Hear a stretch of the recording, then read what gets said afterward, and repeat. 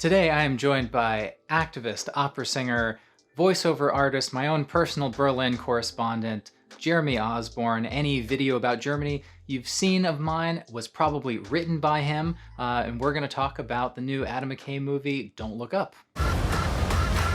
There's a comet headed directly towards Earth. Do you know how many the world is ending meetings we've had over the last 2 years? Drought, famine. Hole in the ozone is so boring. I watched the movie for the first time a couple weeks ago with my dad, and then I watched it again last night with my girlfriend. And the first thing my girlfriend said was that it was too on the nose. And then the first thing my dad said was, I don't know if everyone is going to realize this is about climate change. Was it too on the nose? Or do you think anyone could watch this and not get that it was about climate change? That take was a little surprising to me. I mean, I have to say, I'm not sure. I think it has to be exclusively about climate change. I mean, we're also in the middle of a global pandemic when it also is seeming like there are certain policies that could be enacted that just haven't been. I mean, you think of the United States, not just the United States, but definitely of the United States as well. And you think about the moratorium on, mortgages or evictions and things like that.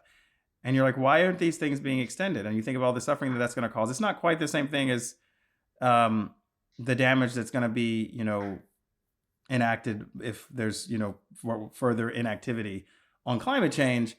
But I think that the movie was actually more than anything just about the fact that that the political class is not interested in serving the interests of the population unless there's some kind of cynical profit motive in it for them. I mean, obviously, I think one could say, yes, this is some kind of fable or, allegory about climate change, but I don't think it necessarily. I don't know. I don't think that it's necessary that it be about climate change. I think it's interesting that that's what a lot of people are taking away from it. But I think that also speaks to the fact that the movie was very clearly dealing with politics. And I think that there's kind of this idea now that somehow movies shouldn't really kind of have a stake in political matters and music and culture more broadly. I think this is a trend more broadly. And I think that's this discussion about things being too on the nose, I think are a bit strange. How should one have made the film? You know what I mean? What would people have preferred to see? I think if it had just been, for example, evil politicians and you weren't sure about it didn't have the obvious Democrat-Republican dynamic, which I have to say in the movie, there wasn't really a lot of partisan fighting, right? It was just, this is clearly the United States. I think, in interviews, Meryl Streep has said she wanted her character's hair to look like Republican and bitchy. So I think it's very clearly supposed to be that she's a member of the Republican Party. But I think if those elements hadn't been there, I think it would have actually been too general. I think it would have just been another movie it's a disaster movie, right? And there are already disaster movies. But this movie was not just a disaster movie. This movie was really going into the politics of it. And I don't really know how one could do that or how that could have been done in a way that wasn't on the nose. And I'm not really sure I see that in general as a very valid criticism. So it's on the nose, okay. So it was saying what it was saying. Did it say it in a way you found compelling or not? I think the most successful part, or the thing that stands out to me, is how quickly division was sown for something that there's not two sides to it. Yes. I think you can probably, at this point, do that with anything. Just come up with an idea, and then you can imagine how both sides would react to it. Who would have guessed that masks would be left or right? But of course it was. Anything would be. Anything that affects everyone is going to have a left and the right. And the right is going to be absurd, and the left is going to be much closer to the answer. Or they're going to get the answer, but there's going to be some failure. I think that's pretty true. The way anything can be politicized, things that you would think are not really topics that should be politicized that much. You would think, right, can we not at least agree that everyone dying isn't good?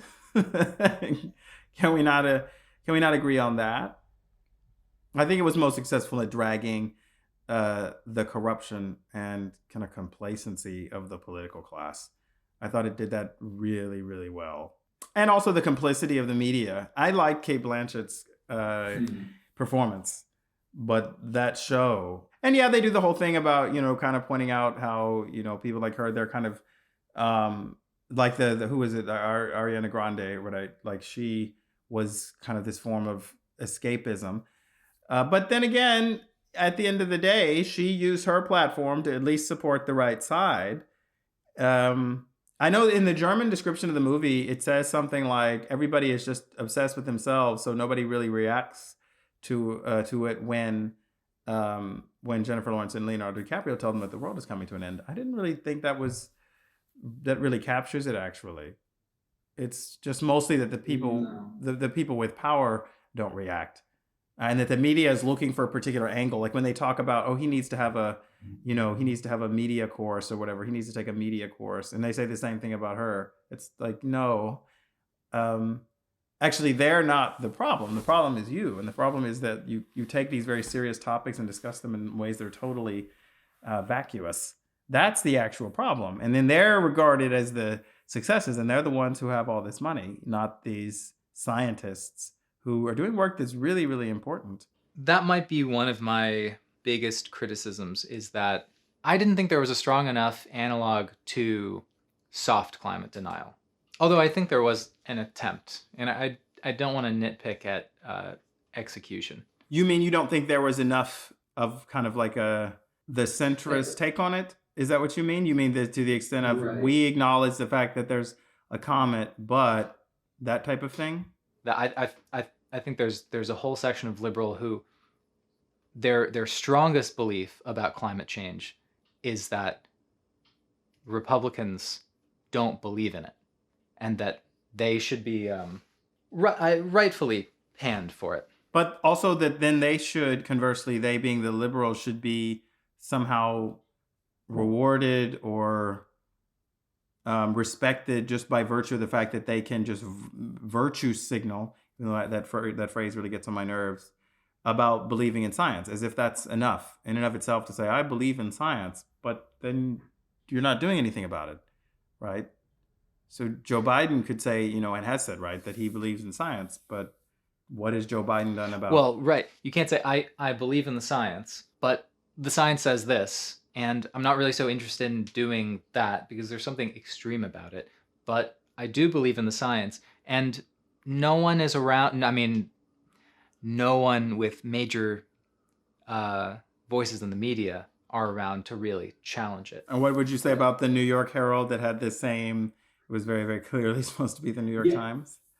That was a little undercut by when they came together and said, we had our scientists review it and they said the science isn't sound. I wish that had ended with the social media person talking about engagement. The allusion to the New York Times ultimately that relationship ended because they didn't believe the science was there. They felt like the journalists at the Times felt like they had been had. Do you think they thought that was true, or do you think they were just using that as a justification to not actually keep digging in deeper in the story that didn't get a lot of traction and that was getting major pushback from the White House? Oh, I assumed they thought it was true. I had the impression that they were just trying to fob those people off. Oh, really? I didn't get that. I didn't get that. And I felt like the whole idea with the director of NASA, who had been the anesthesiologist, I feel like if anything, people at the Times would have been acutely aware of that bogus appointment. I mean, the first thing they said when Dr. Mindy and Dibiasky sat down with the Times, with that team, the first thing one of them said was, and the president really said that. Unbelievable. And so that's their focus. Their focus is the villain, the national villain. So I don't think they would have been swayed by someone they probably would have understood is an illegitimate appointee. I wish they had made it more clear that was, if the intention was try to dismiss the story because it did only marginally better than basic weather and traffic. I wish they had drilled down on that a little bit. Because that is a common media narrative, right? That climate change stuff doesn't play well. It doesn't get clicks. Yeah, that's an interesting point as well. As if the idea that, oh, people are not interested in it, so we shouldn't report on it is legitimate. Right? Shouldn't you make people realize that it's important? I think that people often take their cues from the media. If the media is telling them that this is important, then people are going to start thinking it's important, right? Right. Shouldn't you figure out how to make it interesting? Right? Aren't you supposed to be some of the best journalists in the country? I mean, I think that the issue is not that there's not enough information. It's just that they don't really draw the right conclusions. Climate change is real. Okay, cool. What are we going to do about it? Why isn't the media kind of, or more, why aren't more major media outlets attacking the individual institutions who are most culpable? Why don't we see a piece every day about, the oil industry, mass, farming, all of these things? We don't really see the people who are responsible and the people who benefit from things the way they are. It's just kind of, well, climate change is real and this is what's going to happen, right? But people are responsible. I noticed too, there are all these pieces where I work. We do a lot of reports on cars that, this car is going to have diesel, but somehow it's going to be climate friendly. It's just, all that stuff is just a bunch of hooey. I'm sorry, but it's hooey. Like, get over it. Like, people are just not going to be able to drive their diesel powered cars. Like, that's just how it has to be. Or why aren't we talking about expanding public transit so that people do not have to have cars all over the place? It's why aren't people talking about material things to reduce the carbon footprint on a massive scale and not just on the behavior of individuals? Why you should eat this because this is better for the environment, or why you should, recycle and all these things, when none of these problems that are the most pressing in society can be solved at an individual level. I sometimes have the impression that the media is just kind of commenting, you know what I mean? And not actually saying, hey, this is the problem. These institutions and these figures are the ones preventing meaningful action on this issue. It's not that climate change isn't there. It isn't discussed at all. It is discussed. It's just that the right conclusions are just not drawn from the discussions. Mm. What did you think about the way at the end they all die just kind of sitting around the table? I have an alternative ending where Journey's Don't Stop Believing is playing and then the screen just suddenly goes black. Oh my God. But... and it would have been a classic. And we don't know if the comet hit. But in 20 years, Adam McKay will say that it did, and we'll all be a little disappointed. Yeah, I guess that's the only way it could have ended, but part of me was hoping that Bash would succeed, and like little chunks would spray everywhere, and like Bolivia would have been wiped out, and no one would talk about it.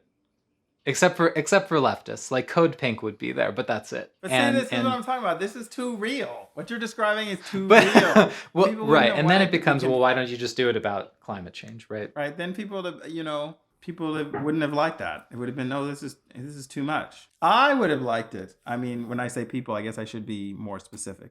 I think that would have been an objection that people have when they're kind of too directly confronted with their own failings.